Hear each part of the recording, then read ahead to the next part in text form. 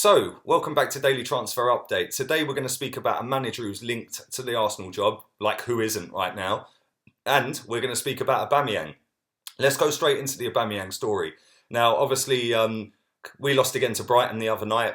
He was anonymous again the other night, shoved out on the right wing. I don't necessarily blame him, but at the same time, I've said for a long, long time now that if he doesn't score, he doesn't really do anything. What does he do? He doesn't actually get involved in the play. He doesn't link the play. The game against Norwich was the first time that I see him do that for a long, long time. But then the other night against Brighton, back to his same old self, not getting involved in play, not defending, not helping out his teammates. At one point in that game, in the 88th minute, we had a corner and his guts dropped and he had to run off down the tunnel to go for a number 2. Not quite sure that you had to go at that point, but if you did, fair enough. Listen, we've all been there. But I just thought that was a little bit random, a little bit weird that he was running off with a minute and a half to go when we've got a corner. At least let the corner whip the ball in. But I've said for a very long time that if a bid comes in for him that's acceptable, i.e. over £60 million, take it. Take it. 65, 70, whatever it may be, take it. Now, there's reports coming around Spain at the moment and back home in England today that Mbameyang is linked to Real Madrid again. Obviously, we spoke about that already on Daily Transfer Update, but this time round, they're looking to do a swap with Jovic. Now, I'd take that. I would genuinely take that right now.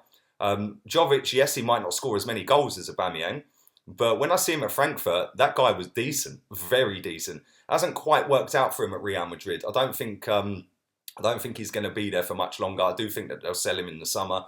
They spent a lot of money on him. Don't get me wrong. They spent £50 million on him, which I thought was a little bit steep at the time. But if they want Aubameyang, who by the summer will be 31 years old, and they want to give us Jovic, I'm taking that. I'm taking that all day long. I think that he'd link up the play a bit better. I think that he scores a lot of headers. He does do that. He's done that for Frankfurt a lot. He's not as quick as Aubameyang, obviously. His movement's not as good as Aubameyang's. Listen, Aubameyang's movement's probably the best in the Premier League, which is even more mad how we're playing him out on the right wing or the left wing. I don't get it. Play him in the box. But then when you play him in the box, he doesn't do enough defensively. So he gets isolated quite a lot. Whereas Jovic would come back into midfield. He would pick the ball up. He would link the play. He's in there for a header. He'd score off corners, etc., etc. So whilst you're losing 25 goals over there, you're probably gaining 15, 20 over there. Add that to Lacazette. Yeah, I think I'd take that. I think I genuinely would take that. And whether they're going to give us any money or not towards it, I don't know. But I'd take it as a straight swap if I'm being completely honest. Like I said, he'll be 31 years old in the summer. I think his birthday's the same month as mine. It's in June. So I would take that. Jovic, like I said, at Frankfurt, he was absolutely superb. So I think I'd be open to that happening. I think that Aubameyang's been brilliant since he's been here in terms of goal-scoring machine. But like I said, we're not about that. I know if you take his goals out of the situation, we'd be bottom of the table. And that's a fact, by the way. We would genuinely be bottom of the table without his goals. But at the same time, you'd have somebody else playing there. So if you take him out and put somebody else there, we wouldn't be bottom of the table because the other guy would have scored goals. So that is mad, but at the same time, it's very misleading. And like I said, the fact that he's over 30 and he will be 31 come the summer, we're going to have to be open to selling him. He's in the last 2 years of his contract. He hasn't signed that. It doesn't look like it's anywhere near being signed, by the way. I just think that he's been absolutely superb in terms of the goals that he's scored since he's been here. He's the quickest to 50 in the Premier League for Arsenal. He's the 7th quickest to 50 overall in our history, which is pretty relentless considering the strikers that we've had down the years. But yeah, I just look at it as it's not really working right now for the team. And I think the reason for that is we've not got a manager. We've got a dead defence. We've got a dead midfield. And we've got strikers that, unless they score, don't actually do anything. We need to change that whole thing. We could change that with Jovic. Maybe we could sell Laka, put Martinelli in. Maybe we could go and buy another player. We could sell Xhaka, Chambers, Mustafi, players like that. and then you can go and buy a solid midfielder, and you can go and buy a solid defender to go next to Saliba. Now, like I said, this is something that probably won't happen until the summertime, but the reports around Spain are all suggesting January. So, listen, I'd be taking him in January. If that deal was to come up, I would actually take it. And people will probably get the ump with me saying that. People will probably think that, oh, you're going mad, you're crazy. Why would you do that? He's our top scorer, this and that. We're 10th in the league. Yes, I know he scored a lot of goals. I want us to be better. And it's kind of ironic because I didn't really rate Olivier Giroud. But Olivier Giroud is exactly what we need right now. Somebody in that mould that can hold the ball up, that can score a goal with his head in the box. He can score off of a corner. The big burly lump that can get in there and start muscling people up. You know, and I think that that's something that we lack, and I do think that that's something we need badly. So if it means we have to sacrifice one of Laka or Abba to get that, so be it. And like I said, Aubameyang is 31 in the summer. His pace is dried up. I see him again get outpaced by a centre-back for Brighton the other night. I've seen Johnny Evans catch him up this season. What's happened to his pace? He's not the Aubameyang that he was at Dortmund.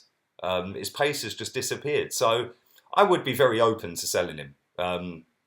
Like I say, I don't know whether that's going to happen in January. I don't know whether it would be the swap with Jovic, but that is definitely something that I would take right now. Yeah, leave it in the comment section. Let me know down below what you guys think. Now, we're going to move on to a manager that's linked with us. Andy is linked with Everton. It seems like every single day there is a new manager linked to the Arsenal job, and this is a guy called Victor Pereira. He is the first choice for Everton, but he is also on Arsenal's radar. And I've never heard of him, if I'm being completely honest. Never, ever heard of him. He manages Shanghai SIPG, which ironically is the team that Carrasco plays for. So yeah, it's all a bit mad. But I've never heard of him. The Everton are hot favourites to get him. He's managed in Turkey and Greece.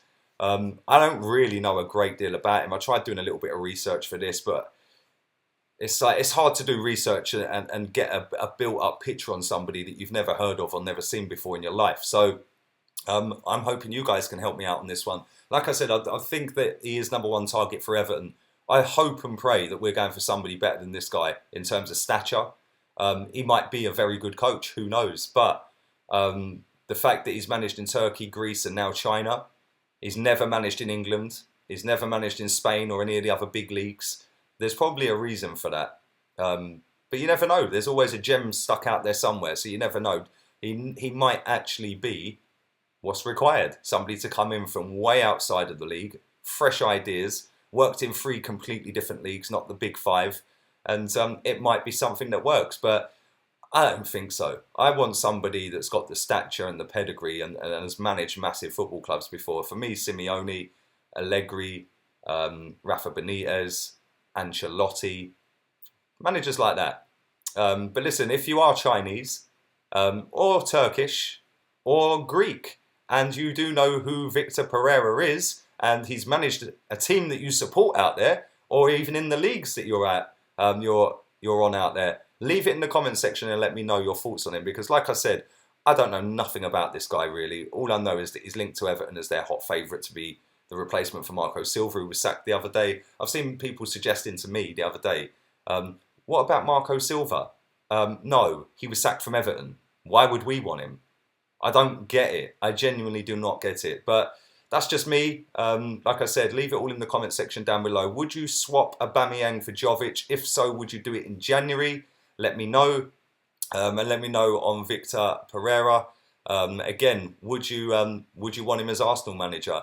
Like I said, I've never heard of him. So hopefully you can leave it all in the comment section down below. I will be doing my streams a little bit earlier today as well. I've got a guest come over to see me, a friend of mine, for the weekend. So I will be doing my streams a lot earlier. So about 2:30 and about 5 o'clock today, I'll be doing both my streams.